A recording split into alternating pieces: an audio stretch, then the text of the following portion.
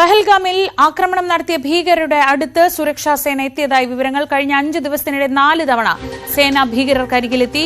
ഇതിൽ ഒരു തവണ ഭീകരരുമായി ഏറ്റുമുട്ടൽ ഉണ്ടായതായും വിവരങ്ങളുണ്ട്. ഇതിനിടെ പാകിസ്ഥാനെ ചൈന പിന്തുണച്ചതിൽ കടുത്ത അതൃപ്തിയിലാണ് ഇന്ത്യ. ചൈനയുടെ പ്രസ്താവനയ്ക്ക് ഇന്ത്യയുടെ ഒരു മറുപടി ഇന്നുണ്ടായേക്കും. പ്രതിരോധ മന്ത്രി രാജ്നാഥ് സിംഗ് 11 മണിക്ക് പ്രധാനമന്ത്രി നരേന്ദ്രമോദിയുമായി കൂടിക്കാഴ്ച നടത്തുമെന്നാണ് റിപ്പോർട്ടുകൾ. ഇതിനിടെ അതിർത്തിയിൽ കരാർ ലംഘിച്ച പാകിസ്ഥാന്റെ പ്രകോപനം തുടരുന്നുമുണ്ട്. രാകേഷ് വിവരങ്ങളുമായി.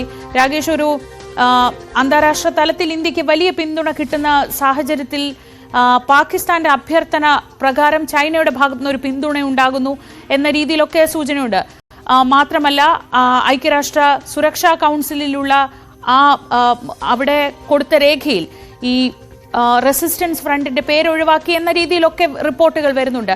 പാകിസ്ഥാൻ തങ്ങളുടെ ഭാഗത്ത് ആളെ കൂട്ടാനുള്ള ഒരു ശ്രമം ഇതിനിടെ നടത്തുന്നുണ്ടോ?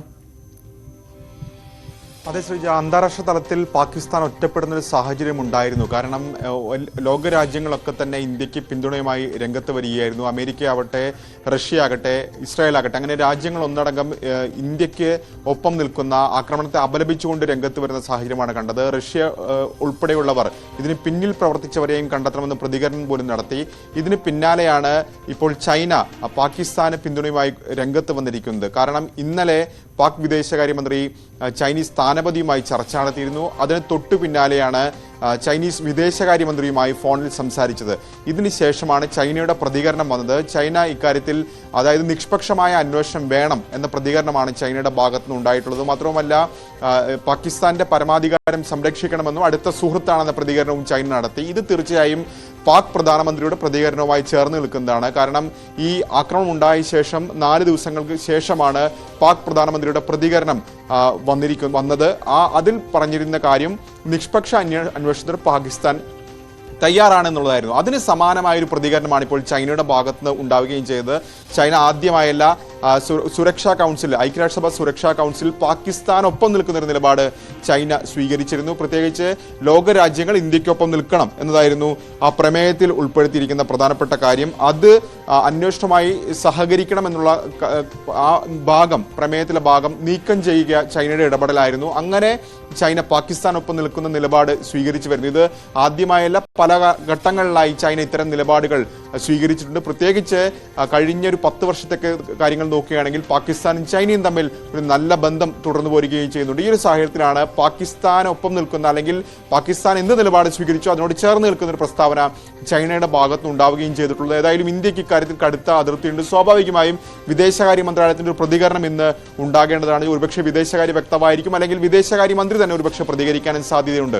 ഏതായാലും ഇന്നലെ ഒരു നിർണായക കൂടിക്കാഴ്ച വൈകിട്ട് 5 മണിക്ക് നടന്നിരുന്നു. പ്രതിരോധ മന്ത്രി ഇത്തരത്തിൽ സംയുക്ത സൈനിക മേധാവിയുമൊക്കെ അനിൽ ചൗഹാനുമായി കൂടിക്കാഴ്ച നടത്തിയിരുന്നു. അതിർത്തിയിലെ സേനാ വിന്യാസം അടക്കമുള്ള കാര്യങ്ങൾ ചർച്ചയാവുകയും ചെയ്തു. അതിന്റെ തുടർച്ച എന്നോണം ഇന്നിപ്പോൾ രാജ്നാഥ് സിംഗ് പ്രധാനമന്ത്രിയെ കാണുന്നുണ്ട്. 11 മണിക്കാണ് കൂടിക്കാഴ്ച.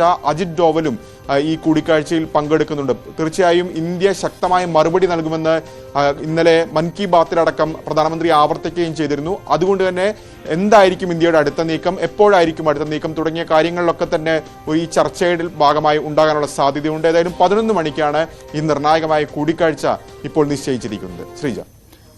രാകേഷ്, ഇതോടൊപ്പം ഏറ്റവും പ്രധാനപ്പെട്ട കാര്യം, അതിർത്തിയിൽ ഇതിനിടെ പ്രകോപനം തുടരുന്നുണ്ട്. ഇന്ത്യയുടെ ഭാഗത്ത് നിന്ന് നമുക്ക് ലഭിക്കുന്ന സൂചനകൾ ഇന്ത്യൻ സൈന്യം പലതവണ ഈ ഭീകരാക്രമണം നടത്തിയ ആളുകൾക്കരികിലേക്ക് എത്തി എന്നൊക്കെയാണ്. അതിർത്തിയിലെ ഇപ്പോഴത്തെ സാഹചര്യങ്ങൾ എങ്ങനെയാണ് വിലയിരുത്തുന്നത്? ശ്രീജ, അതിർത്തിയിൽ പാകിസ്ഥാന്റെ പ്രകോപനം തുടരുന്നുണ്ട്. കാരണം ഇപ്പോൾ തുടർച്ചയായ 4ാം ദിവസമാണ് വെടിനിർത്തൽ കരാർ ലംഘനം പാകിസ്ഥാൻ നടത്തിക്കൊണ്ടിരിക്കുന്നത്.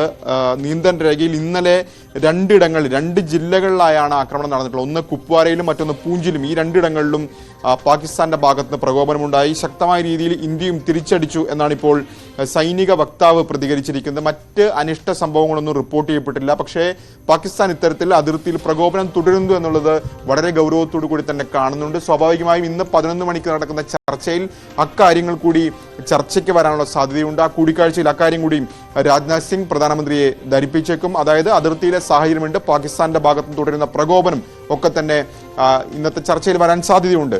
ഒപ്പം ശ്രീ ചോദിച്ച മറ്റൊരു വിഷയം അതിർത്തിയിൽ ഈ ഭീകരർക്കായുള്ള തെരച്ചിൽ കഴിഞ്ഞ 5 ദിവസമായി തന്നെ തുടരുകയാണ്. അതിൽ തന്നെ 4 തവണ ഭീകരർ അടുത്തെത്തി സുരക്ഷാ സേന എന്നാണ് ഇപ്പോൾ സൈനിക വൃത്തങ്ങൾ വ്യക്തമാക്കുന്നത്. അതായത് 22-ാം തീയതി ആക്രമണം നടന്നു, അതിനുശേഷം ഇവർ തൊട്ടടുത്തുള്ള വനമേഖലയിലേക്ക് കടന്നു. അതിന് പിന്നാലെ തെരച്ചിൽ ആരംഭിക്കുന്നു. പ്രത്യേകിച്ച് പ്രദേശവാസികളുടെ വലിയ പിന്തുണ ഇക്കാര്യത്തിൽ സുരക്ഷാ സേനയ്ക്ക് ലഭിക്കുന്നുണ്ട്. ഇന്റലിജൻസിന്റെ വിവരങ്ങളുണ്ട്. ഇതിന്റെ അടിസ്ഥാനത്തിലാണ് ഈ തെരച്ചിൽ നടക്കുന്നത്.